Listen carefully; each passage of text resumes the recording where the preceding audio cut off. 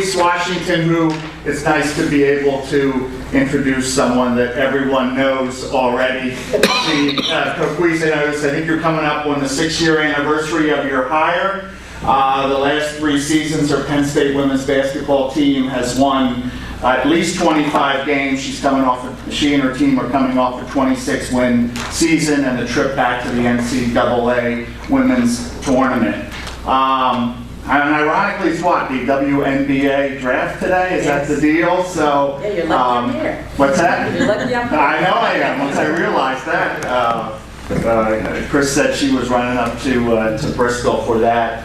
But Coquese is from Michigan, former collegiate player at Notre Dame, played 3 seasons in the WNBA, and was the first president of the WNBA Players Association.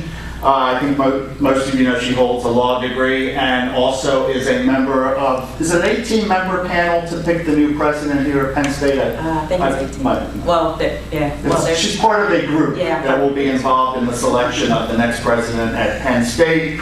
I told she can be eloquent on any number of topics. I think I suggested maybe just something on where college sports is headed, or maybe you can sort of... Something like that. Something like that? Okay. And I'll tell you what, I think Coquese can take it for... You're talking too much about it. It's not even that long of an introduction.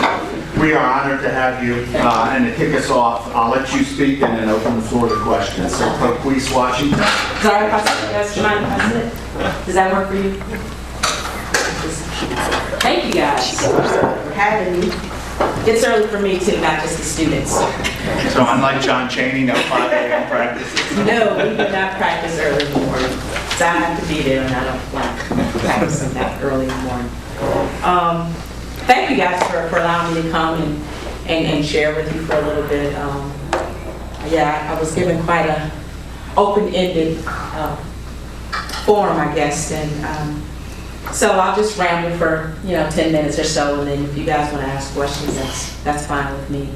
Yesterday we had let me start by saying I think it's ironic that I'm here with you today on the WNBA, the day of the WNBA draft, the first time that the draft will be shown in prime time, on ESPN2 live. It's a great time, I think, to be a woman in sports and to be involved in women's sports.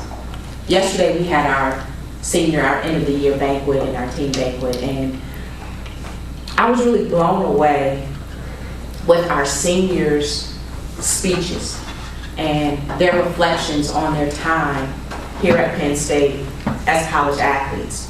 The things that they talked about, certainly they enjoyed the competitions and the games and winning and even losing and the lessons that they learned. But the things that really resonated from them were the experiences that they had growing as women and coming into Penn State as girls who were unsure of themselves, who didn't really know what they wanted to do with their lives, were afraid in some ways to attack life, and then for them to reflect on how much sports and how much being involved with Lady Lion basketball, how much it has impacted them in ways beyond sport and beyond basketball, and given them the courage and the confidence to leave here and become women who are going to be leaders in their community. And it's just been really a great time because of those moments that I had yesterday. I really think this is an ideal time to be a woman involved in sport, and in particular women's basketball. 20 years ago, a good friend of mine, Cheryl Swoops, I'm sure probably you guys have all heard, she's coming up on, she was recently announced, the new head coach for Loyola women's basketball in Chicago, Loyola Chicago. And it's, 20 years to the day, or to the year, 20 years ago, she was winning the national championship with Texas Tech and scored there, I think it was then it might still be a record, 47 points in the championship game.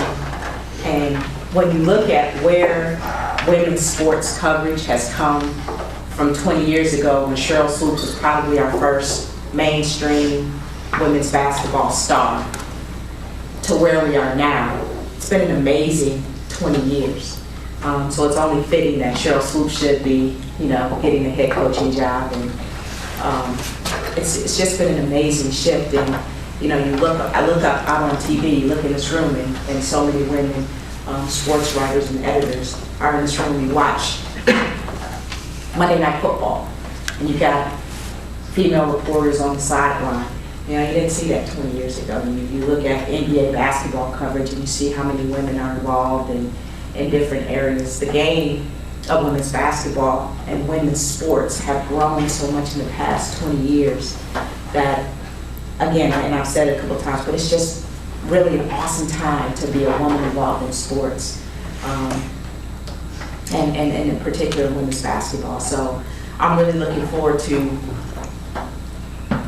what the game, what the world of sports has to offer us moving forward. And my hope is that the gains that we've seen in participation, the gains that we've seen in terms of resources that colleges are putting into women's athletic programs will continue to grow. I remember when I was playing college sports a few years ago, I mean, you could feel the inequity, between the women's basketball team and the men's basketball team. You could tell we had a little office, our coach's office was a little tiny office, and then the men's basketball office was this big sprawling thing, and we had like 2 pair of shoes, and the men had new shoes every week, and those kind of inequities, you don't see anymore. You look over at the BJC, and my office and Pat's office, the same. How our program is funded and operated is on par with the men, and those things are important. And moving forward, I'd like to see, these changes and this growth moving to higher ranks and the higher analysts of college sports and administration. There still is a dearth of women and minorities in athletic administration and on the professional level in management. You don't see that equity as you go higher up into areas of ownership and decision making. So, while it's certainly a wonderful time, we still need to push the envelope in terms of decision making and positions of high authority and get more equity and more diversity in those positions. But it's an awesome time, and I'm looking forward to watching the draft tonight and just watching a new era in some ways of women's sports. I mean, this is the first draft I think in women's sports history that's going to be broadcast in prime time live, and that's a big deal. And I'm thankful that we'll have a couple players that their name should get called. So, I'm a happy camper. I'm involved in sports. I get to talk about sports. I get to watch sports. I get to coach players, and I couldn't think of a better place for me to be. It's just a wonderful area, a wonderful career path that I've been blessed with. So, there you have it.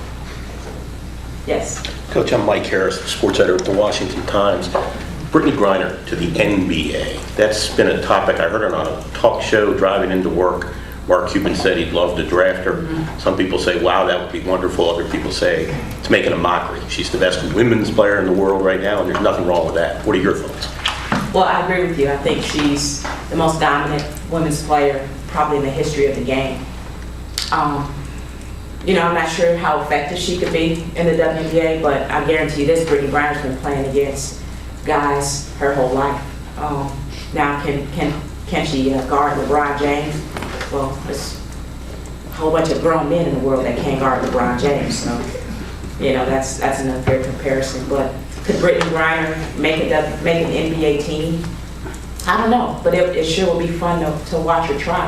And I think, historically, there's always been that question, like, can the best women hang with the best men? And so you have Billie Jean King, and the famous tennis match. And you had Nancy Lieberman and Ann Donovan. Brittany wouldn't be the first woman to be put in this conversation. I think Ann Donovan, I know Nancy Lieberman was in a training camp. I just think it's a sign of where we continue to go, that we at least want to have that conversation.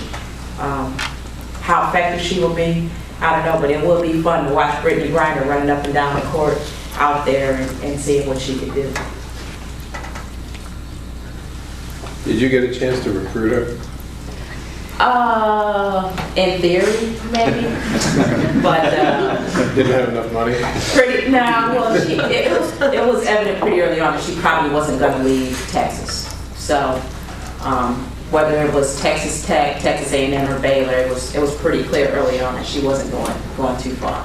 Those Texas kids, Nikki Green accepted, they have a little something against the cold. I keep telling you, you get a whole wardrobe, 3 pairs of Uggs, a couple of coats, some scarves, a woman shop in heaven. Tim Sullivan on the eSports Center at the AP, and you mentioned something that really resonated with me earlier on about coverage and sort of the evolution of women's coverage. Talk to me, I think it's all relative now in today's day and age with everybody on their phones and iPads, but I think Penn State is a special place, and it's a different place in terms of coverage, whether it's newspapers, whether it's the wire services, national web services covering you guys. Talk a little bit about when you hit the road and when you go to other places, other cities, maybe smaller towns, campus towns, where the coverage may be different. Can you talk a little bit about how women's basketball is covered in different pockets of maybe the Big Ten and even in your non-conference slate? Yeah, certainly. I definitely think, we're really fortunate here at Penn State. We get tremendous coverage. And I will say, most of the Big Ten teams when we go to, there's pretty good coverage. I think that's one of the reasons why certainly the Big Ten Network helps with that. But there is, in Big Ten women's basketball, there is a sense of importance with women's basketball. And so we do see it. Now, our non-conference, it can be spotty. What I do think, one of the things that's happened is social media has helped. Social media has helped create news stories where maybe there weren't news stories before. There's so many more people who are out, just writing things and covering players and people and programs.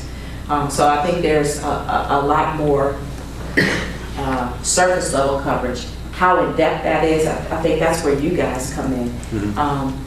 Honestly, I think the written and the traditional newspaper media probably does the best job of covering women's basketball. You get beyond the surface level kind of questioning, and the paper also I think does a better job of sharing the breadth of stories.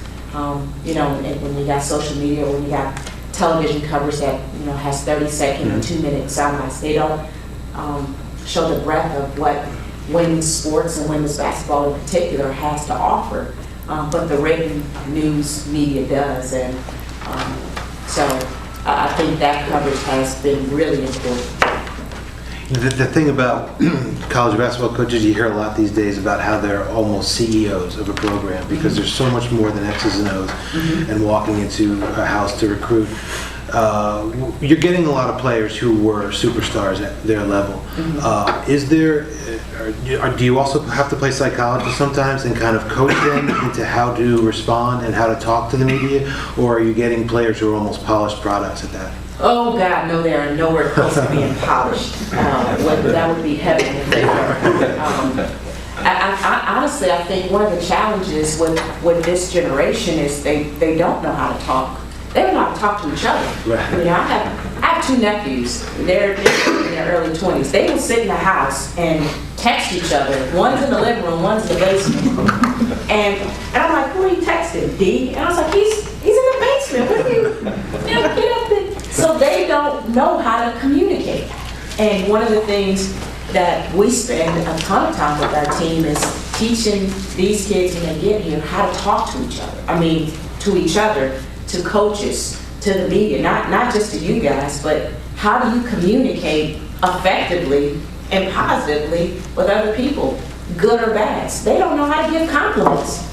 I mean, it's really, really interesting that this age of electronic communication has made it easier for us to communicate, but it's also made it much more difficult for kids to communicate with people face to face. And, you know, we have to, you know, explain to them that Twitter's not a diary. You know, some things the whole world doesn't need to know. You know, some things just, I don't even want to know. Some things you should just like keep in your mind or write on a piece of paper and then tear it up and throw it away. So communication, as much as it's gotten easier and in some ways it's becoming a lot more challenging for people to understand how to communicate effectively and how to communicate, how to get out what you're thinking and feeling and how to get that across in an effective, efficient, coherent, and cogent manner. And that happens for us on the basketball court. You know, we'll have situations and we're going, but you're in the middle of the game. That, you know, how can you think you're going to have this long discussion in the middle of the game about who's going to guard who, and the ball is down there? Be quicker. Or the opposite. You know, you gotta talk to each other. You gotta say something. You can't. So no, they're not more savvy, and they're not better prepared when they come in. And we are CEOs, along with the growth of the resources and the support that we have. Also, what's grown is the expectations and the expectation of being successful and winning. I mean, you know, for the past 3 years, there's been so much head coaching change. Last year there were over 100, I believe, Division I jobs, or maybe it was in the 80s. And this year, you know, it's about 40. And next year it's gonna. I mean, there's expectations of winning and success that come along with that. So, in order to do that, you got to be a CEO. You got to manage. You know, it's more than just going in and getting really good players and getting them here. I mean, you got to manage their emotions. You got to manage their time. You got to talk to the media, and you got to manage their health. You got to do all these things, and you still only have 24 hours in a day. Right. X's and O's are probably the smallest percentage of time that we as head coaches, you know, focus on. But I wouldn't change it for anything. Yes, sir. I'm Jerry Micco, sports editor at the Post-Gazette in Pittsburgh. Susie McConnell-Serio, Penn State alum, just got the Pitt job. So when's Pitt and Penn State going to start playing women's basketball again? That's a question for Dave Joyner, but he'll never come to this thing. So I'll ask you, since you're the CEO of the women's basketball. Jerry going for the scoop down there. You know what, Susie and I are good friends, and you know, our friendship goes back to, believe it or not, us playing against each other in the WNBA when she was with the Cleveland Rockers. And then she was also the head coach at Minnesota, and she drafted one of our players from Notre Dame, Megan Duffy. So we go back a long way.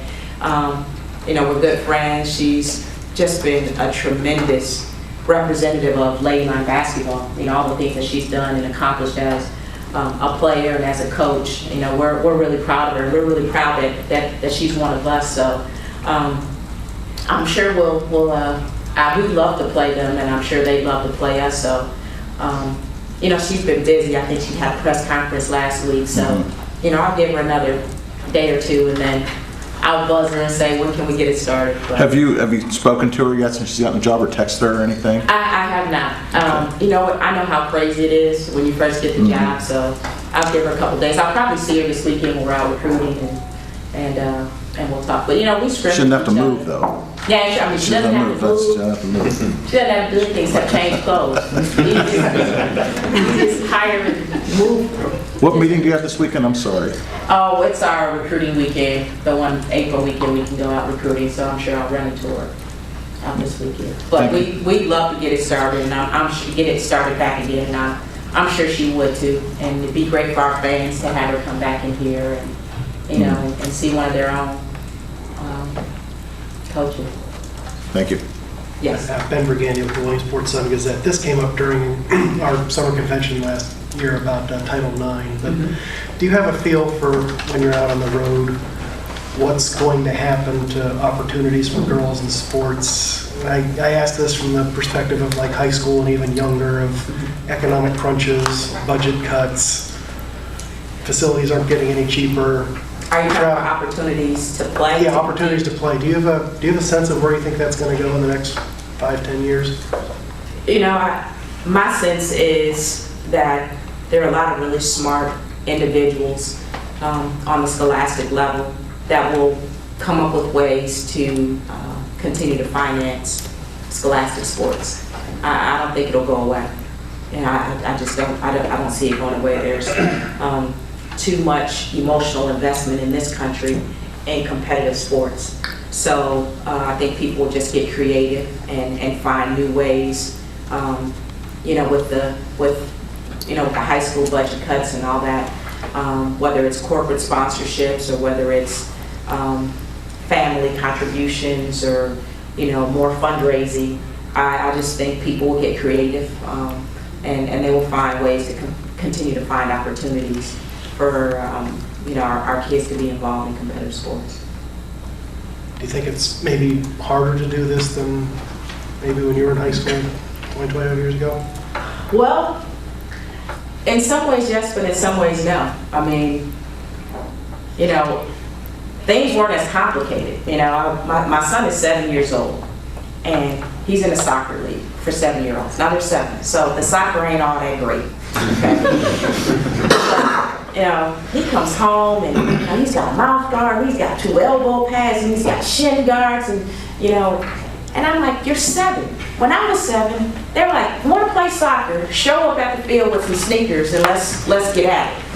So in some ways, if we get simpler and realize that these kids don't need all this equipment and all these, maybe that's one way. But that's what's amazing to me is how much we want them to be beyond what's necessarily age, what might not be age necessary. That's what's amazing to me is how much we put in. So I think we can simplify a lot of things, and it will still be fun. The kids will still play. The parents will still show up. We don't have to play on a soccer field with white lines. We can play on not even a rectangular field or just a big old, we don't need in some ways as much systematic things that we have now. Because to me, in elementary, middle school, and high school, it should mostly be about fun. It should just be about fun and exercise. Get your kids out, let them have fun, run around, get them tired so they want to go to bed when you get home. That's the goal for me as a mom. I don't care how many goals the score. Just get tired so by 8 o'clock you're ready to go to bed.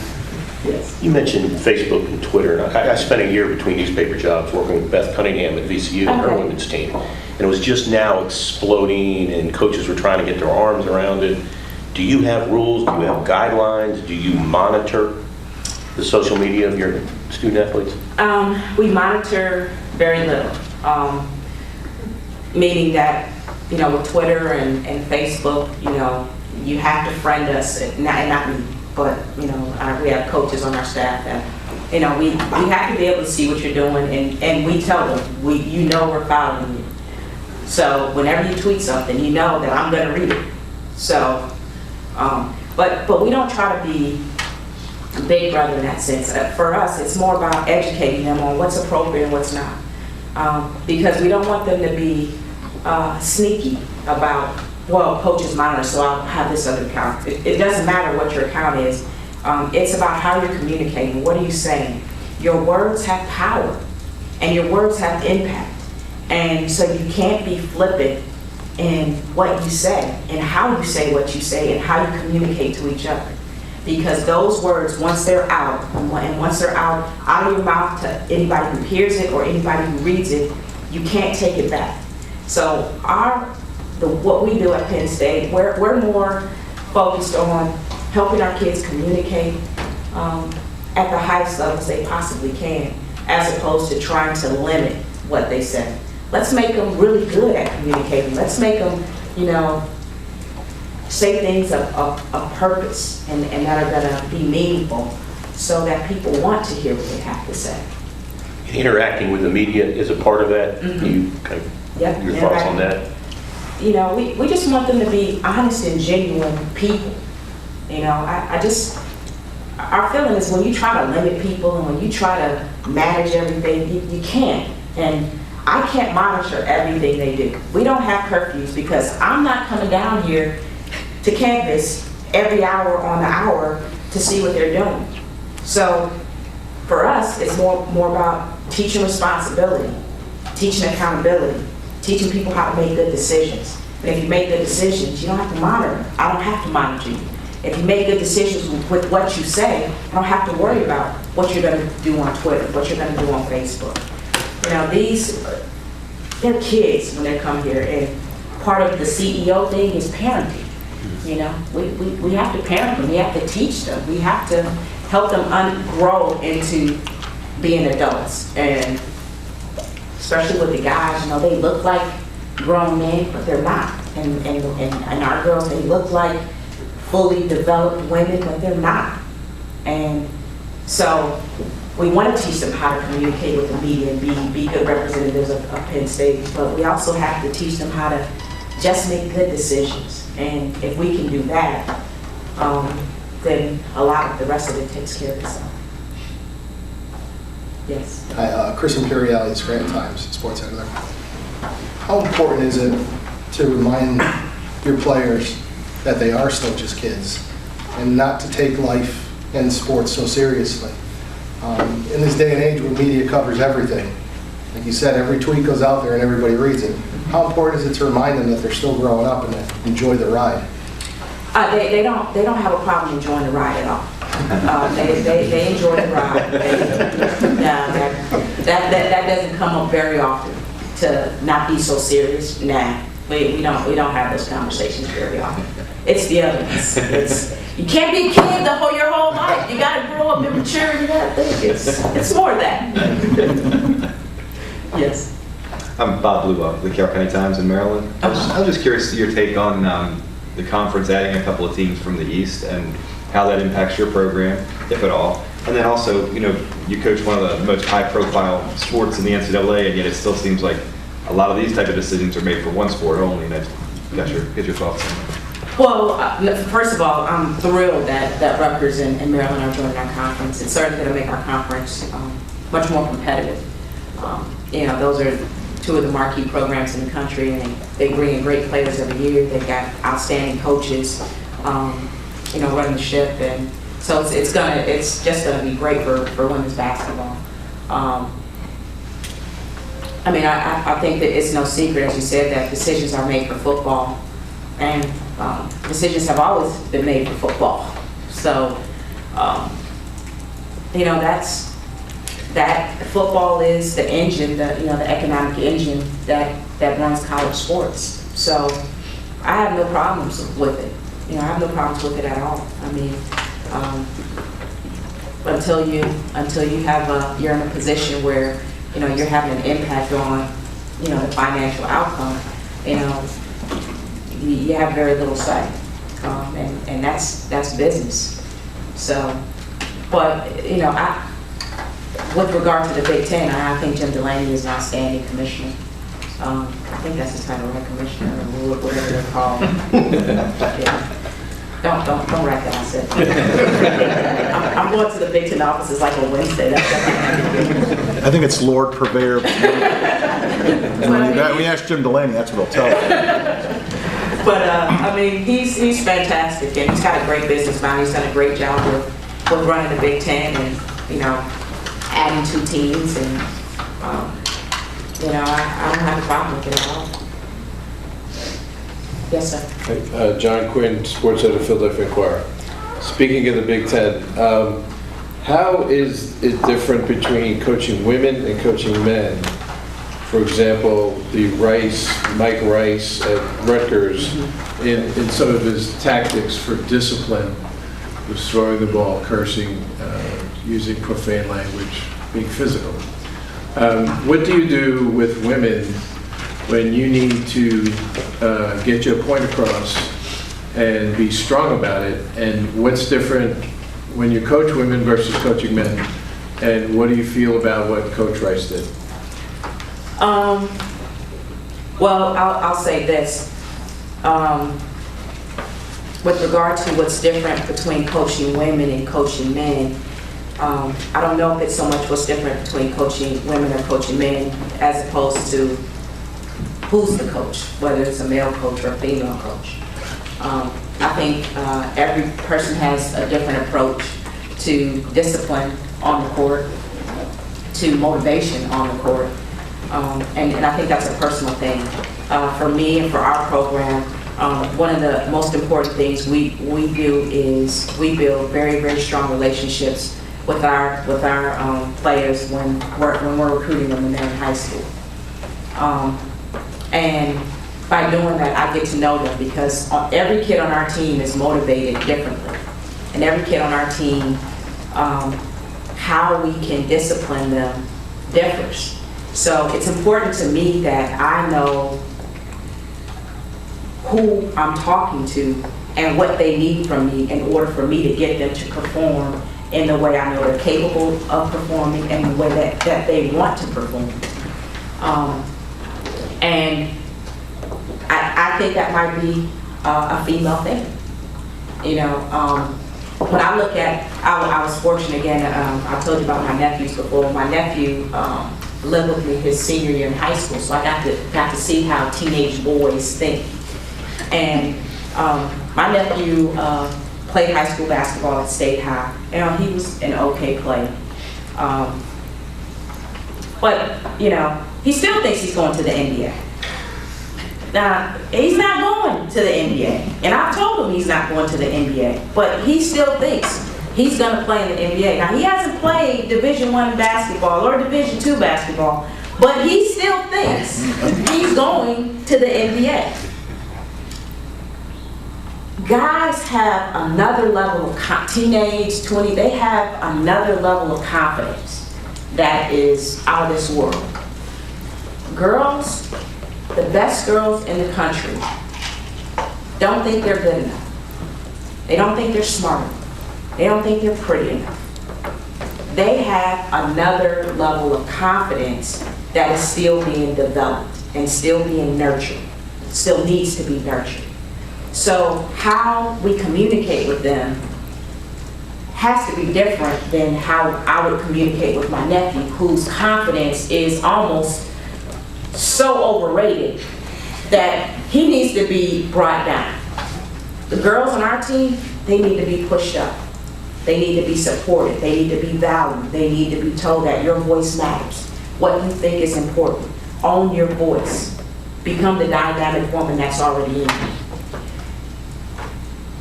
That's, I think, a big difference in how you coach women and at this age and how you coach guys.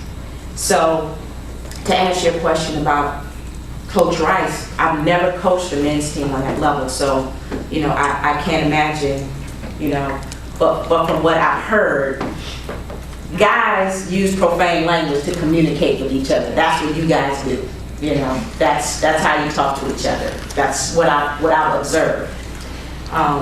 The physical stuff, you know, I certainly think it crosses the line.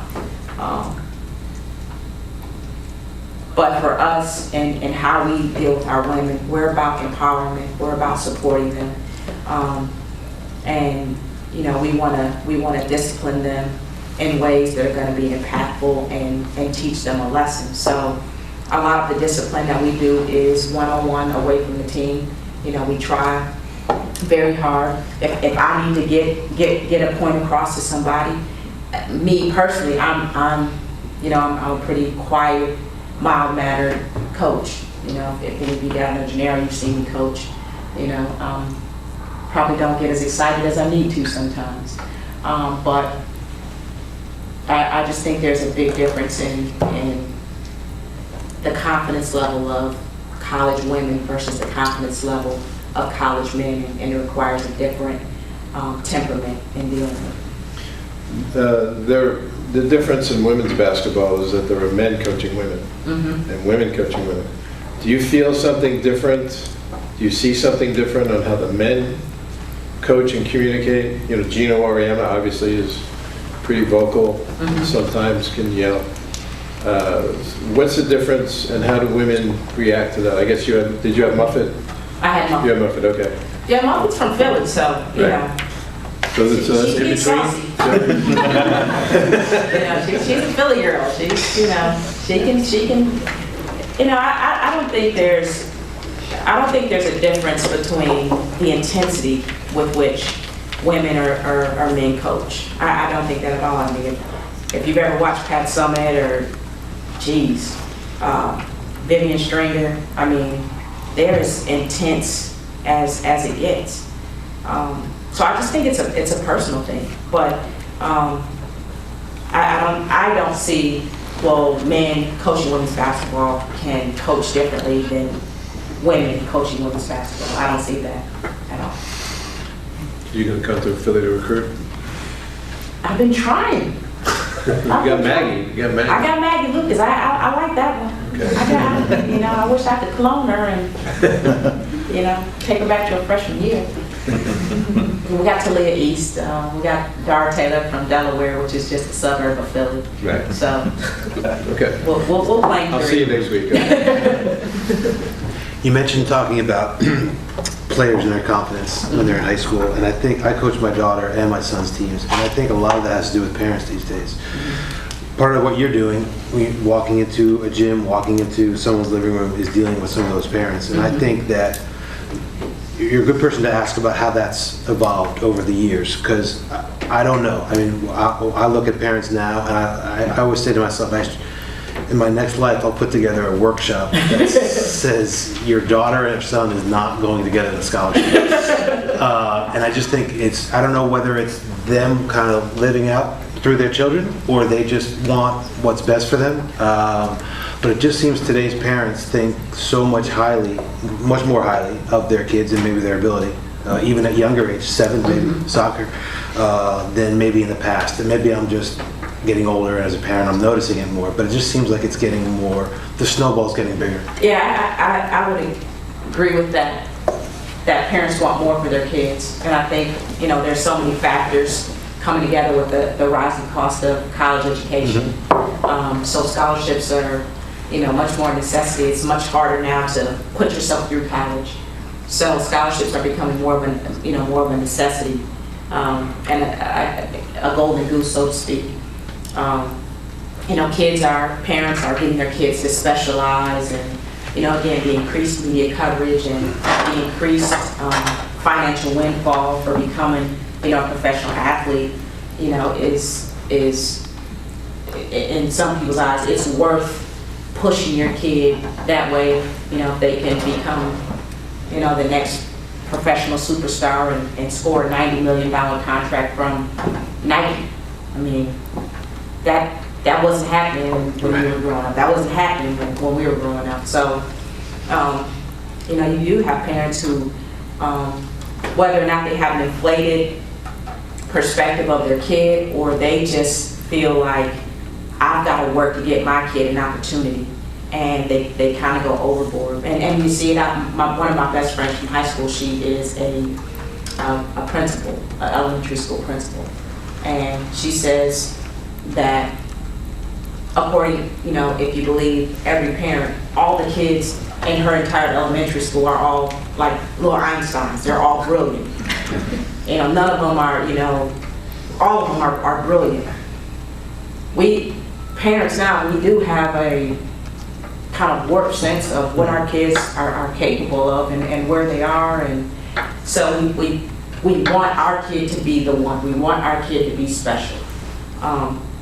And when I was growing up, you had to prove you were special. You had to win the race to be the fastest. You know, everybody didn't get a green ribbon that said participant. I got a red one that said first, and somebody else got a blue one that said second. And now, you know, you don't have that competition. And, you know, competition is not a bad word, you know, and at some point it became, I don't know, it became competing, you know, like, you know, our kids don't even have, you know, you guys remember the spelling bee, like it was torture, but it was cool at the same time. Like they don't do that stuff anymore because, you know, we don't want to embarrass the kids. And so I think that attitude about competition is what's driving all this. We want our kids to get benefits and privileges without earning them and without proving it.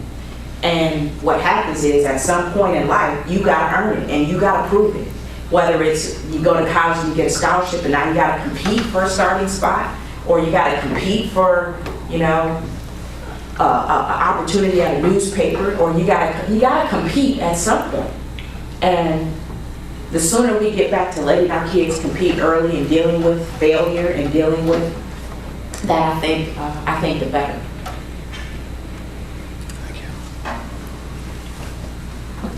Yes. Audrey Sender with the Patriot News. I'm wondering what you were saying earlier with the media coverage and kind of how you can't control everything. But kind of when you first got here, the program was a little more guarded, it seemed. You know, like you get a player, you know, once a week at a press conference, but now it's like you can watch practice, you can talk to pretty much anybody you want. Kind of why did you decide to change, and what kind of went through that process to make it more open? Well, that was you guys. You could have watched practice then. We were just awful and you didn't want to come. So, and quite honestly, with Chris Peterson, our athletic communications director, just the volume of requests that we started to get kind of necessitated that change. And we're awful. Nobody wanted to talk to the players. Nobody wanted to watch practice. So, you know, we did things a certain way. But as more and more requests came in, we wanted to do things that would you know, make it less intrusive and time consuming, you know, for all of our players to try to do 15 interviews, you know, I wouldn't say it was, we were more guarded. It was, honestly, we just didn't have much requests, so. Yes. You mentioned, I'm Hank Dillman from Syracuse. You mentioned earlier about how much the game has grown. I wonder, 10, 15, 20 years ago, I may be getting a wrong read on this, but I feel like in women's basketball, if you did well and your kids did well in class, you kept your job. Do you feel more pressure now to get wins, get to the tournament to keep your job than maybe 5, 10, 20 years ago? I will answer that more broadly than just me specifically. I think there's a bigger sense of that across women's basketball, whether it's, and depending on your level, whether it's getting in the NCAA tournament or whether it's competing for your conference tournament, there certainly is an expectation of success. That, you know, again, as I said earlier, if we're putting all these resources, whether it's financial, human capital, into supporting women's sports, there's an expectation of results on the end. And I think those expectations increase with the amount of resources allocated. I definitely think, you know, that's, and I will say this, however, I don't think any coach gets into it. I would say that most coaches have higher expectations of themselves than any external pressure. I mean, if you become a college sports coach, you're probably competitive on the obsessive end. So winning is something that's important to you just because of who you are. I mean, I race my kids up and down steps every day, you know, and I win. Like, and they're 7-3. I don't even let them win, you know. So That'll change. No. You know what? Because when they can beat me, I'll stop racing. So I will forever be undefeated. They will never beat me. Somebody else over here? Yes. Yeah, before I get to my question, I got to see you speak about 5 or 6 years ago when I was a student at Penn State, York, and it's just nice to see how the goals you talked about then have come to fruition. Thank you. I guess my question for you had talked a little bit about Twitter and Facebook and things like that. How much does that factor in when you're recruiting a player, just as far as determining their character? It factors in. it does factor in. It's not necessarily,